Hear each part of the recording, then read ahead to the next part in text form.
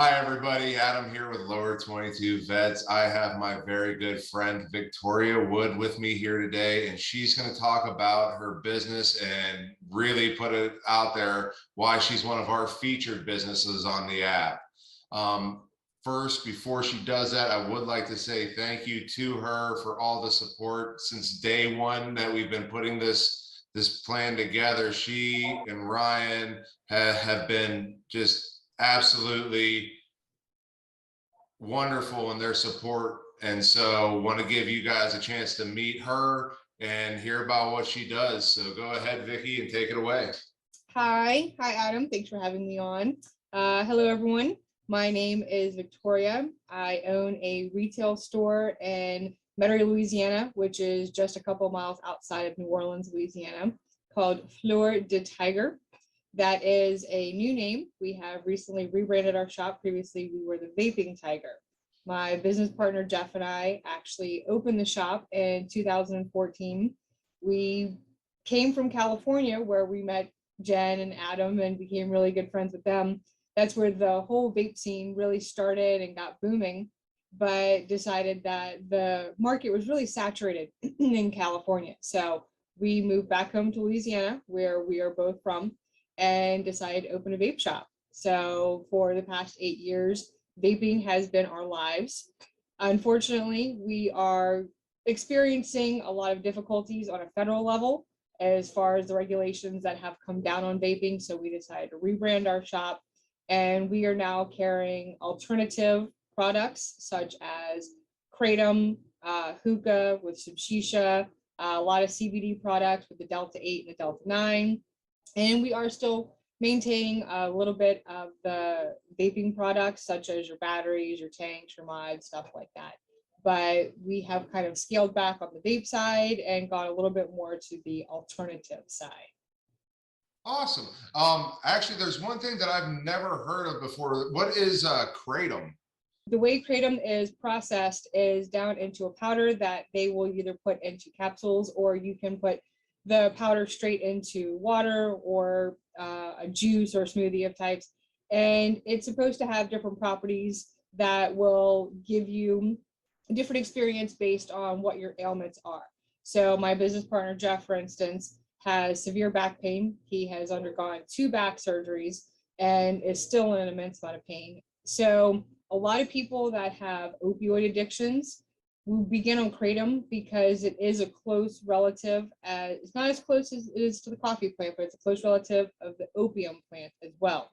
So people who are actually trying to get themselves off of opioids will in fact take kratom and find themselves with more energy, more stamina, and the ability to get through day-to-day life without as much pain as they would without relying on an opioid to help them minimize that pain.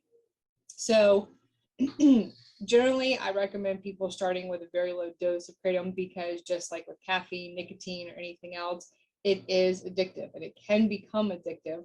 But honestly, a lot of people might consider opioids are very addictive. So is one better than the other? Honestly, I would much rather go a holistic route. So anything that is going to be, excuse me, coming from the earth versus manufactured in a lab or pharmaceuticals or anything to that effect, I would rather try. But I don't personally do the kratom. My business partner, Jeff, does, and he has had immense success being able to get some energy back, being able to get some stamina back. He has actually cut his opioids down to half. And for anyone who knows him, that is significant for him. So he is literally taking half the amount of oxys that he was required to manage his pain, not to get him out of pain, to manage his pain. And the kratom has significantly helped with his pain tolerance and to be able to get himself off of his opioids.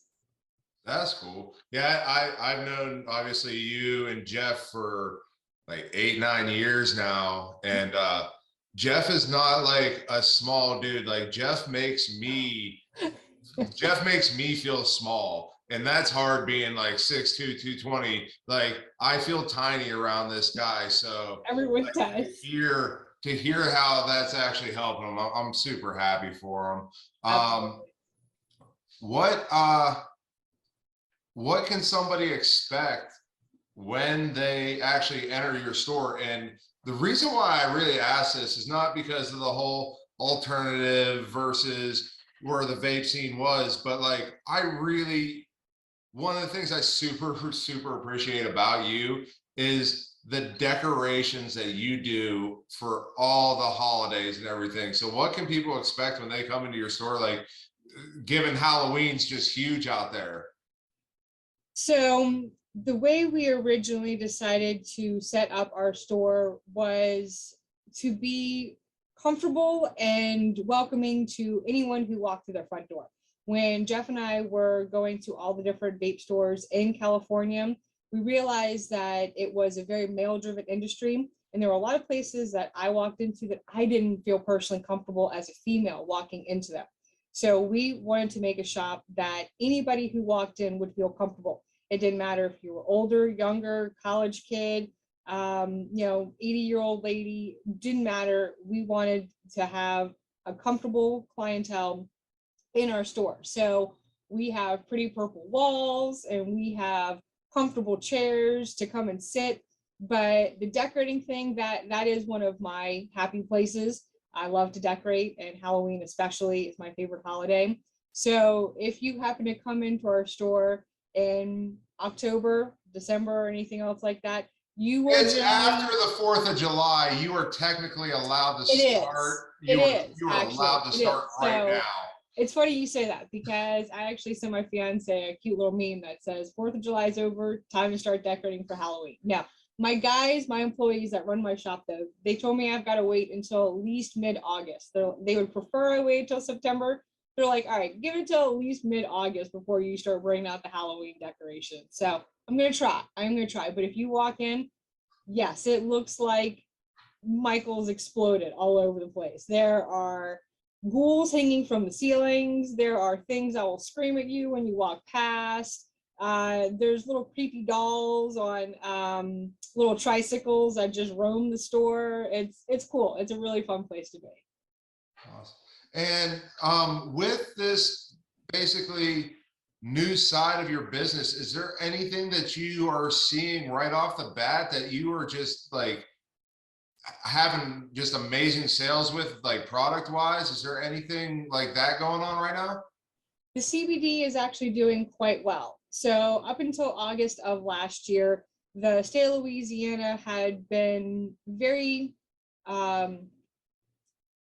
stringent on its CBD laws. That CBD, as far as its legality, was just passed about 2 years ago. And the laws regarding the CBD was very strict in the sense that nothing was meant for inhalation, nothing was meant for consumption. Basically, the only things you could get were for topical purposes. In August of 2021, they amended those laws to include things that are for edible purposes, such as your gummies. They did include flour with that, which can be used for teas and butters. They actually did open a great deal of opportunities for people in the CBD industry. So now that the Delta 8 and the Delta 9 have become legal, and that you can get them in gummy form or in a flower form, or even just the tinctures that you would just drop underneath your tongue, we have been able to expand our selection for the CBD with the Delta 8 and the Delta 9, and it has been doing amazingly well. Anyone who has troubles with sleeping, so if you have insomnia, if you have anxiety, if you have any of those types of issues, the CBD has been doing very, very well in assisting those people with those particular ailments. The Delta 8 kind of gives you a little bit of what we call like a head fuzziness, whereas the Delta 9 kind of gives you like an all over full body relaxation. So again, if you're trying to use it for sleeping or for just calming, minor anxiety, and you don't want to take any kind of pharmaceuticals, the CBD has been doing very well for a lot of our clients. Awesome.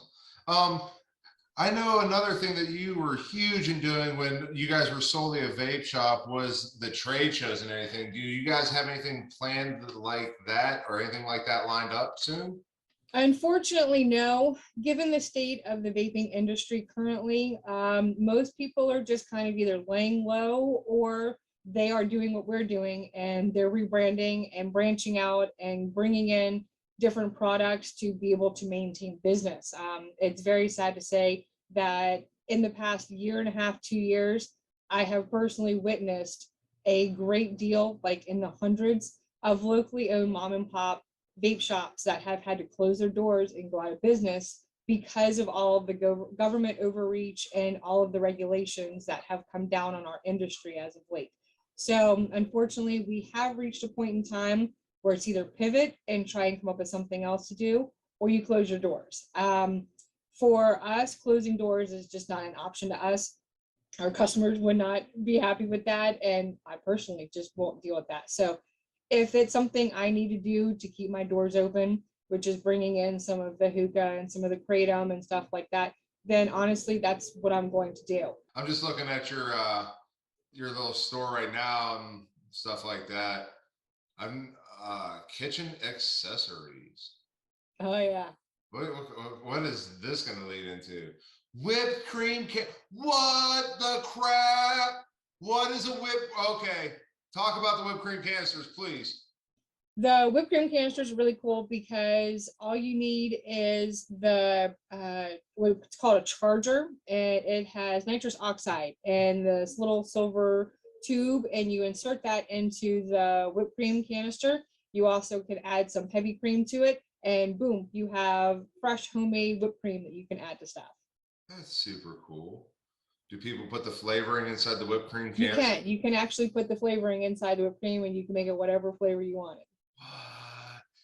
Okay, so speaking of whatever flavor you want, have you, or what do we need to do? And I am down to do the research on this, to do like a Cafe du Monde, like chicory coffee flavor, or beignet flavor, or a shrimp boil flavor. How great. What? Okay, so I will tell you a god awful story. About 7 years ago, one of our really good customers, which has become a really good friend, he and Jeff were out throwing darts one night, and they were getting very competitive and said, loser will have to vape crawfish juice. Now, for those of you who are not familiar with crawfish, we boil them down here, and there's a lot of moisture and leftover water, especially inside their heads. So the bar where they were playing darts actually had a crawfish boil that day, and they were eating crawfish. So one of them decided to crack open a crawfish and squeeze out the juices of the crawfish into the other person's vape, and that person would have to vape it. I don't know why they decided to do this. These are just, guys being silly, I suppose.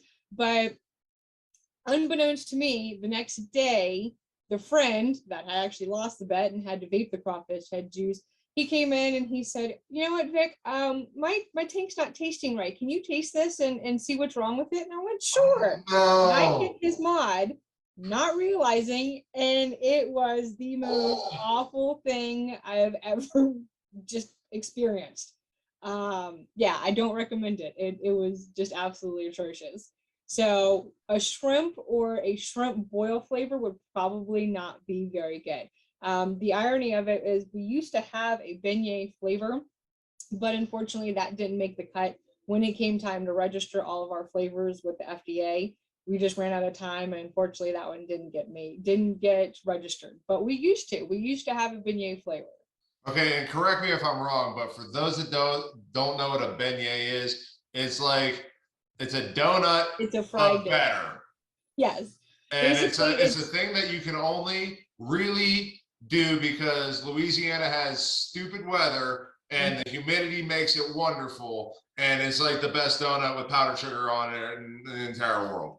I've literally made my wife fly 4 hours with many of them just to have them.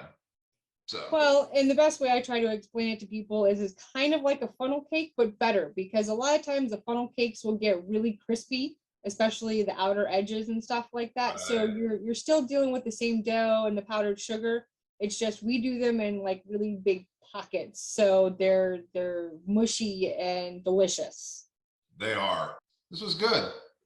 I think so too. Thank you so much for coming on. And like I said, everybody, you're going to be seeing her. Make sure we're going to post the links and everything to follow her social media, go on her website.